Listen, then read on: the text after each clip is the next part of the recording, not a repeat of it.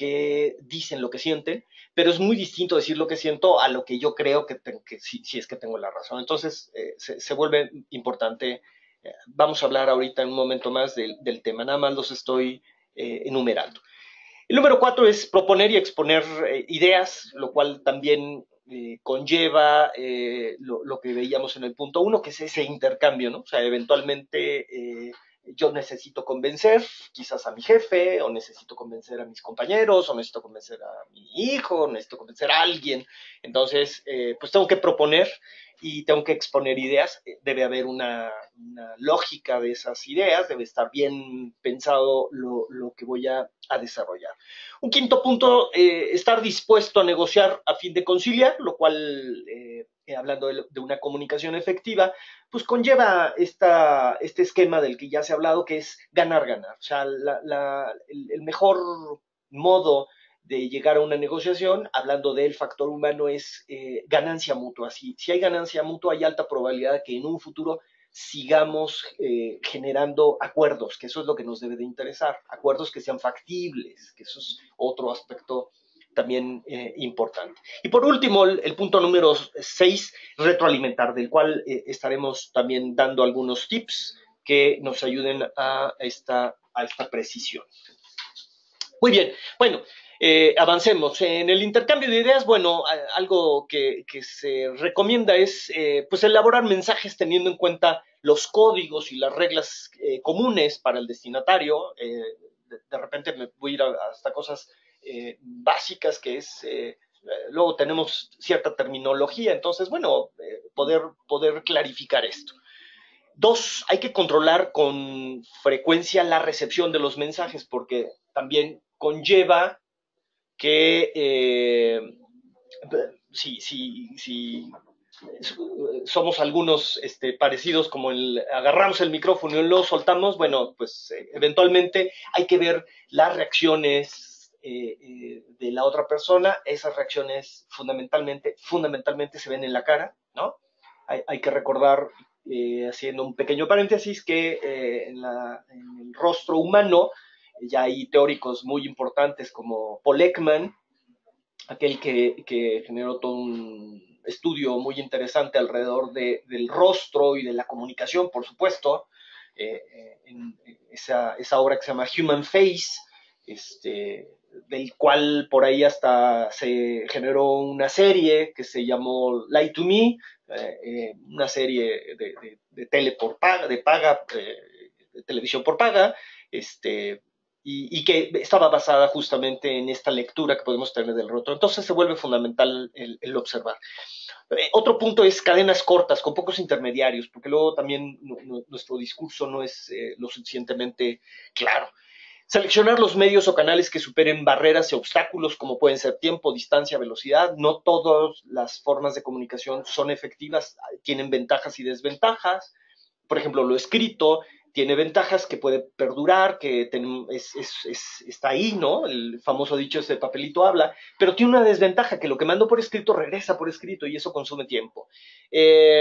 Usar más de un canal para reforzar, a eso le llamamos redundancia, en el buen sentido, ¿no? O sea, no abusar de un solo canal, sino verdaderamente, bueno, pues tratar de utilizar los mayores. Usar imágenes, ¿no? Que también como ayuda, y esto conlleva también en la comunicación el ser descriptivos, ¿no? La descripción ayuda mucho. Crear y mantener clima agradable y libre de tensión, ¿no? Si hay tensión, normalmente la comunicación se puede entorpecer, ya lo veíamos como un inhibidor. Y evitar detalles innecesarios que no valen la pena, ¿no?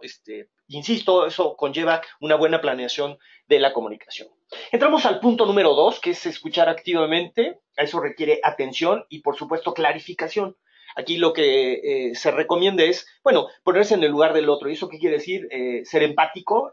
La empatía es un tema que aparentemente todo el mundo lo ubica, lo entiende. Ponerse en los zapatos del otro es una de las tantas referencias que tenemos, pero la empatía va más allá, ¿no? La empatía habla de niveles y hay que ir desarrollando ciertos niveles. Entonces, la empatía es cuando me puedo poner en el mismo lugar emocional del otro. Eso es lo que se vuelve fundamental. Ahora, la empatía es muy útil, hago una acotación, para calidad en el servicio, por ejemplo, ¿no? Con clientes enojados. Entonces, la comunicación y la empatía en ese sentido se vuelven fundamentales. Dos, sostener el contacto visual del que estábamos hablando. Eso da mucha tranquilidad. Hay textos que nos refieren mucho alrededor de eso. Uno de esos libros lo mencionaré en un momento más, muy relacionado con los niños. Por supuesto, no interrumpir es otro elemento que hay que tomar en cuenta, porque cuando lleguemos a hacer algunos diagnósticos aquí, lo más frecuente es que hay gente que interrumpe, ¿no? O sea, ya sé qué me va a decir, entonces me adelanto. Y no es lo más recomendable. Hay que evitar distracciones e interrupciones. De hecho, se dice que cuando uno está hablando, por ejemplo, en calidad en el servicio, no tengas otras cosas alternas porque te puedes distraer. No juzgar, ya lo señalábamos, tratar de resumir el contenido de la idea expresada por el otro. Esto es, oye, a ver si te entendí, me quieres decir tal cosa, porque de repente también nuestro interlocutor puede extenderse en su exposición y puede a lo mejor generar la sensación de aburrimiento. Entonces, bueno, una manera de estar atento es un pequeño resumen. Dos, destacar también los aspectos positivos de la idea, ¿no? Cuando te llegan a sugerir cosas antes que los negativos, porque somos como muy dados a primero lo negativo y después cierro con lo positivo, entonces no es lo más adecuado. Bueno, captar, sintetizar y reflejar las ideas y sentimientos de los demás, lo cual conlleva que tengo que estar mirando a la otra persona. Si no lo veo, no lo voy a poder hacer. Y realizar preguntas abiertas que nos ayuden a clarificar, ¿no? Oye, ¿estoy entendiendo bien esto? Entonces, esas preguntas nos ayudan mucho. Bien, la escucha activa básicamente podemos ubicarla como si fuera una pequeña pirámide, ¿no? En donde va teniendo basamentos, la base, decimos que es ignorar, ¿no? Y ignorar atenta contra las emociones, contra el yo, al yo no le gusta pasar desapercibido, busca reconocimiento, por eso cuando no nos hacen caso nos genera un malestar. Un siguiente nivel es que pretendo que escucho, pero realmente mi cabeza está en off o mi oído está en off y ya estoy en otro lado. Sí, puedo acompañar con mi cara y lo que dice el otro, pero no realmente no lo estoy escuchando. Después una escucha selectiva, hay cosas que me interesan, hay otras que no, que también es frecuente en los grupos que nos lo refieren. Una escucha, por supuesto, mucho más atenta, en donde capta mi atención, en donde lo estoy observando. Y la escucha empática es cuando puedo realmente ponerme en el mismo lugar del otro emocionalmente. Eso es lo que se vuelve importante. Muy bien. Bueno, el punto número 3 nos dice expresar sin temor. ¿Eso qué quiere decir? Que si eh, mi autoestima no es muy adecuada, es baja, no importa si soy muy inteligente, si yo tengo timidez para expresar ideas, no lo voy a hacer, porque me voy a sentir juzgado, porque voy a sentir que todos a lo mejor se pueden burlar, ¿no? Entonces, este es un tema muy importante porque una buena comunicación conlleva seguridad. Entonces, la autoestima, la seguridad en sí misma es un tema muy importante para niños, para adultos. Es fundamental el tener seguridad de que lo que vamos a decir no nos van a juzgar, pero eventualmente la autoestima depende de mí. Yo tengo que construir mi autoestima a través de pequeñas acciones. Identificar y reunir los datos relevantes al discurso, ya lo señalábamos como un elemento importante que te ayuda y que te puede dar la seguridad. Y manifestar comportamientos concretos, lo que estoy percibiendo. Ya habíamos señalado, la percepción es subjetiva, pero es válida, ¿no? Yo puedo decir, oye, yo estoy percibiendo que estás siendo irónico conmigo y no me gusta. Esa es una manera, ¿no?, de utilizar la percepción. Y no inferido, porque inferido es como que yo lo asumo y entonces yo respondo a lo que creo que el otro está haciendo, que muchas veces son equívocos, ¿no? Eh, Aquí hago un pequeño paréntesis, el que se volvió un mago de los equívocos y que en algún momento vale la pena leer en la vida, es Shakespeare, ¿no? Tiene una serie de obras, de enredos, que justamente era eso, o sea, ¿no? Una confusión de lo que se pensaba y armaba sus obras. Bien, sigo en el punto número 3. El punto número 3 decía expresarse adecuadamente y eso requiere de asertividad. Ustedes van a decir, bueno, ¿y qué es la asertividad? Bueno, la asertividad es un componente de la comunicación que tiene 4 elementos que vale la pena que los señalemos. Dice, la asertividad establece que una persona debe ser capaz de comunicar lo que siente. Eso quiere decir que entonces debes de conocer tus emociones para poderlas comunicar. Si no conoces tus emociones, va a ser muy complicado que lo puedas hacer. Y a lo mejor vas a pasar a la agresión o a la pasividad. Segundo componente dice, en el momento mismo. ¿Eso qué quiere decir? No 20 años después, sino cuando suceden las cosas. Tercer componente, dice, de manera directa, honesta y apropiada. Eso obliga o nos quiere decir que no debemos de manipular. Aquí también vuelvo a acotar algo. Una persona segura de sí misma es muy difícil que sea manipulada por otras personas. Alguien que no es seguro de sí mismo es muy fácil que lo puedan manipular, que lo hagan sentir culpable para ceder. Entonces, como ustedes se podrán percatar, esta parte se vuelve fundamental. Y el último componente de la asertividad dice sin medir agresión. Entonces, eso conlleva que mi comunicación debe ser asertiva. Y eso entonces necesito práctica, no hay más. Una habilidad solamente se desarrolla a través de la práctica. ¿Cómo podemos entender la asertividad contra la agresividad y contra la pasividad? Bueno, básicamente, uno, entender que la agresividad está más referida a la parte de la lucha y la huida, que es su componente contrario, están en el eje de la inseguridad. Entonces, las personas inseguras, ¿no?, van a responder más fácilmente hacia ser pasivos o hacia ser agresivos. Pero si eres agresivo, te pueden provocar, te pueden manipular. Si eres pasivo, también te pueden provocar, te pueden manipular para conseguir cosas de ti.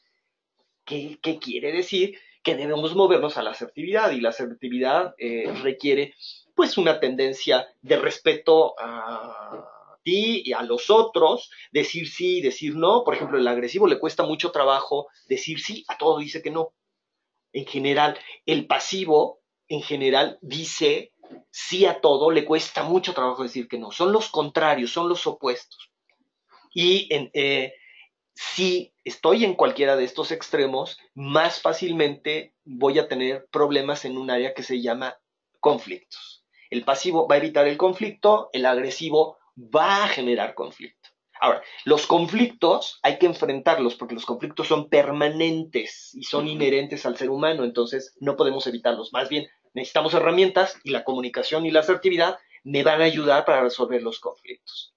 Bueno, el cuarto punto dice proponer y exponer ideas. Eso, entonces, como lo habíamos mencionado, elaborar mensajes teniendo en cuenta códigos y reglas comunes con el destinatario, controlar la recepción, ya lo habíamos dicho, cadenas cortas, seleccionar los medios, usar más de un canal para reforzar, usar imágenes, crear y mantener clima agradable, libre de tensión, hablábamos de las emociones, y evitar detalles innecesarios que puedan aburrir eventualmente o distraer a nuestros interlocutores. Muy bien, quinto punto, estamos a un punto de terminar, es estar dispuesto a negociar a fin de conciliar. Y entonces aquí se recomiendan cuatro tips hablando de la comunicación para podernos comunicar mejor. Es, uno, necesito decir lo que observo. Nuevamente, la visión es sumamente importante. Necesito decir lo que siento. Nuevamente, contacto con tus emociones, reconocimiento de tus emociones, y eso, insisto, conlleva pues una práctica que todo ser humano tendría que hacer. Y necesito comunicar lo que necesito específicamente, porque de repente somos muy dados, y ahí sí, en esta parte de los mexicanos en general, ¿no?, otros pueblos también, pero somos muy de indirectas, ¿no? Oye, Pedro, para que escuche Juan, eso no es una buena comunicación. O sea, la indirecta, incluso luego nos enojamos, ¿no? Porque les mandamos indirectas y los otros no la cachan, ¿no? Y nos parecen obvias a nosotros, pero la indirecta es eso y no una comunicación, como lo decíamos en la asertividad, directa, honesta y apropiada. Y para comunicarme mejor, ya que digo lo que necesito, es lo que estoy pidiendo. Entonces, lo que pido. Y eso, insisto, se vuelve fundamental, que me debe de llevar a una mejora, ¿no? A ir aterrizando elementos de mi discurso para poderlos transmitir como yo quiero. Eso es lo que se vuelve importante. Entonces, si tú quieres, bueno, pues eso es planificación. Y por último, revisamos la parte de retroalimentar, ¿no? Y aquí, bueno, pues algunos elementos que son claves es, pues siéntate, ¿no?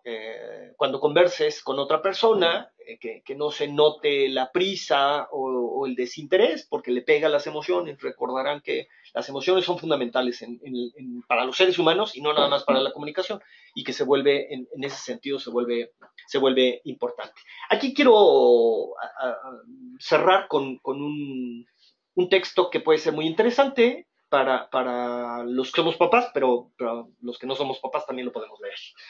El libro se llama ¿Cómo hablar para que los niños escuchen?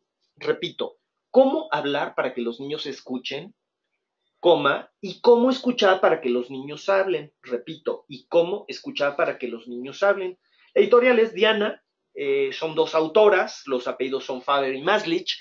Sumamente interesante porque el libro plantea esquemas muy claros de una buena escucha, de una escucha atenta, empática con los niños, y por el otro lado, que ellos vayan desarrollando esta habilidad de ser asertivos, si es que lo practican los papás en casa, haremos niños pues más asertivos y ciudadanos, ¿no? Que podamos lidiar con todos los temas de nuestro cotidiano. ¿Ok? Muy bien, pues quiero agradecer, muchas gracias, y estoy atento a sus dudas, sus preguntas. Alejandro, muchas gracias. Como bien lo dices, vamos a dar paso a atender las preguntas, comentarios que nos hagan los participantes. Luciano Tiscareño, gusto en saludarte. Nos pide fuente bibliográfica sobre imposibilidad de multitask. De multitask, de las multitareas, sí, la referencia incluso en una manera muy agradable, la tiene una colección que se llama de National Geographic, que se llama Juegos Mentales, y hay un libro que se llama Ladrón de Cerebros, el autor se llama Pérez Tupiñá. La editorial no la recuerdo ahorita, de Ladrón de Cerebros, pero se consigue fácilmente. Son textos científicos de un periodista científico que fue invitado por muchas universidades, el MIT, Harvard, a que pudiera difundir. Es alguien que difunde los avances científicos. Altamente recomendable, y se puede conseguir fácilmente. Grecia Ramírez nos pregunta, Grecia, buenas tardes, gracias por su participación. Dice, una duda, cuando tu personal, un equipo de trabajo, no te permite hablar, es decir, te interrumpe continuamente, ¿cómo puedes hacer para que mejore la comunicación de ellos hacia ti, ya que es sin que se sientan, perdón, que sientan que sus ideas no son escuchadas. No son escuchadas. Bueno, por lo que estoy deduciendo de la pregunta es que eventualmente ellos interrumpen, y entonces esa es una mala práctica. Entonces uno es, te escucho, pero ya te escuché, ahora me toca a mí. Y esa forma. Ahora, si lo que quieres son escuchar eventualmente ideas y sugerencias, una gran recomendación, tanto para líderes como para integrantes de los equipos, es, y esto lo sabemos ya, si el cerebro considera que ha encontrado una solución, deja de pensar en posibles soluciones. Entonces, el gran objetivo de un líder con el equipo es que desarrollen, o sea, no me traigas problemas, tráeme soluciones también.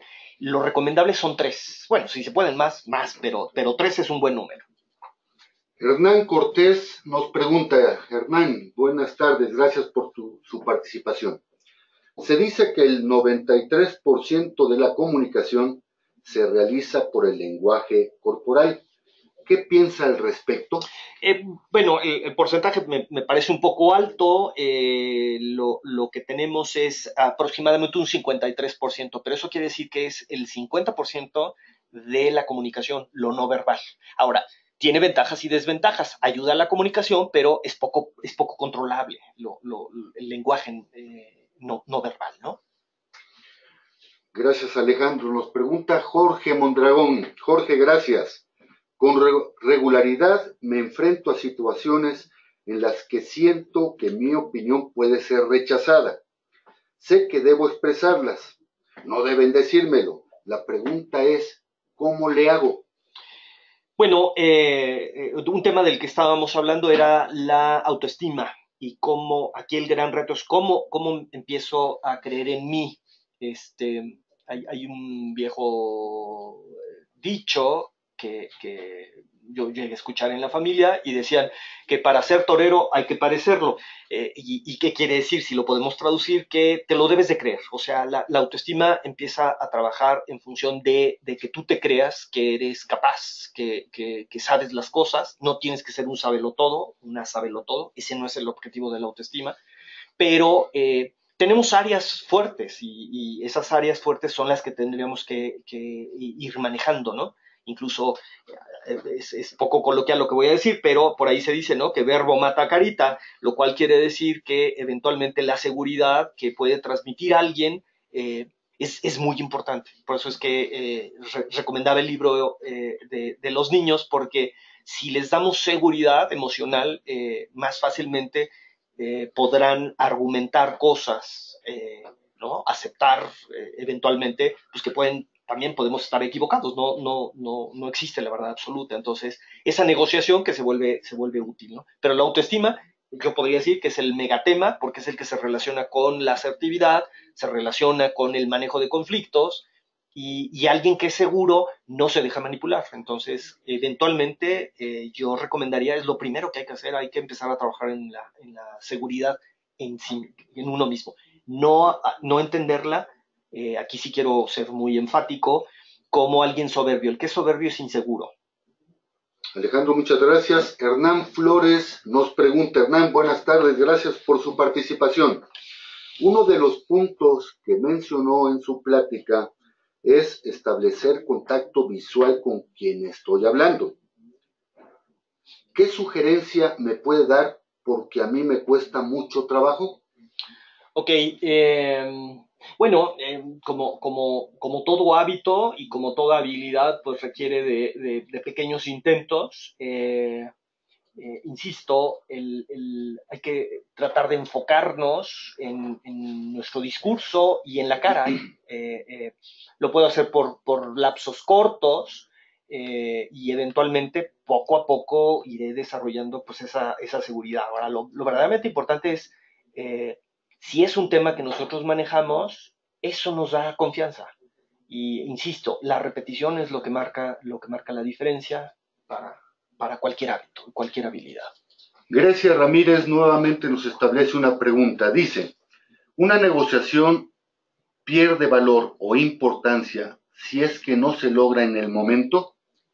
Sí, sin lugar a dudas, una negociación eventualmente conlleva pues una planeación de lo que se va a negociar. Si realmente llegamos sin un plan establecido, pues las cosas realmente pueden salir muy mal. Entonces, sí, necesitamos identificar claramente en la negociación. Incluso hay muchos otros temas, digo, nos rebasa el tiempo, pero en la negociación el lenguaje no verbal es fundamental, ¿no?